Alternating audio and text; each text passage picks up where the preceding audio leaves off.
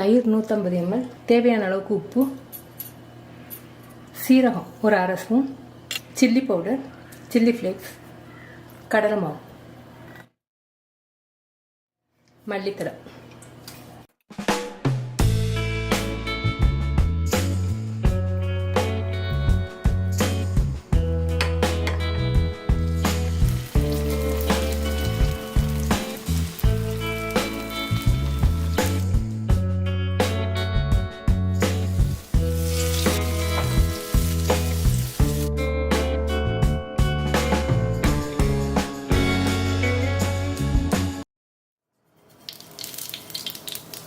கடுகு, வெள்ளை எள்ளு, ஒரு பச்சை மிளகாய், கருவேப்பிலை, பெருங்காயம்.